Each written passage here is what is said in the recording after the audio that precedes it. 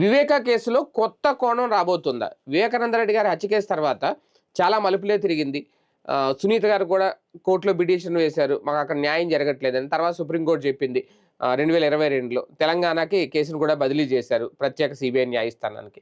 వాళ్ళు కూడా ఎంక్వైరీ చేశారు, విచారణ చేశారు. ఇంక దీని మీద లోతైన విచారణ జరపాల్సిన అవసరం లేదని కూడా చెప్పేసింది సీబీఐ. అంతా అయిపోయింది. ఇంకా కేసు ఇంకా అయిపోయింది. దీని మీద ఇంతకు మించి విచారణ ఉండదని అనుకున్న టైంలో ఈడీ ఎంటర్ అయింది ఇప్పుడు. ఈడీ ఎంటర్ అయింది. ఏకకాలంలో సోదాలు నిర్వహిస్తోంది. మొత్తం తనిఖీలు చేస్తున్నారు. కీలకమైన డాక్యుమెంట్ల కోసం, కీలకమైన పత్రాల కోసం వాళ్ళు ఈ సోదాలు నిర్వహిస్తున్నారు అనేది. అయితే ఇందులో ఎలాంటి కొత్త కోణం రాబోతుంది? ఇప్పటివరకు అది ఒక మర్డరు. మరి ఎవరైతే చంపారో వాళ్ళు వచ్చేసారు, వాళ్ళు దొరికారు, బెయిల్ మీద బయటకు వచ్చేసారు. ఇవన్నీ జరిగిపోయినాయి. ఇది అందరికీ తెలిసిపోయింది కదే. కొత్తగా చెప్పాల్సిన అవసరం లేదు. కానీ మర్డర్ ఎందుకు జరిగింది అనే విషయంలో ఇప్పుడు కొత్త కోణం వెలికి తీయబోతున్నారా? అంటే ఆస్తుల వ్యవహారానికి సంబంధించి వివేకానంద రెడ్డి గారు ఎవరికి ఆస్తులు ఏమన్నా ఇచ్చారా? ఇచ్చే విషయంలో ఎలాంటి పత్రాలైనా రాశారా? ఆ కీలక పత్రం ఒకప్పుడు దొరికిందా?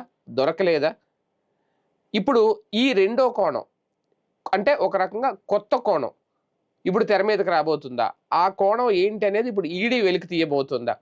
అదే గనక జరిగితే మళ్ళీ ఇందులో కొంతమంది నిందితులు ఎవరైనా యాడ్ అవుతారా అనేది ఒకటి. ఎవరైతే కీలక సూత్రధారులు ఈ కేసులను భావిస్తున్నారో, లేదంటే సునీత గారు భావించినా, ఇంకొకరు భావించినా, అలాంటి వాళ్ళకి ఉచ్చు బిగుసుకోకపోతుందా ఈడీ విచారణ ద్వారా? ఏది ఏమైనా కీలక అంశం, కీలక దర్యాప్తు మళ్ళీ మొదలు కాబోతోందా? ఇప్పుడు ఈడీ తనిఖీల తర్వాత అసలు విషయం బయటపడబోతోంది. కానీ వివేకా కేసు కొత్త కోణంలో వెళ్ళబోతోంది అనేది అయితే మాత్రం స్పష్టమవుతోంది.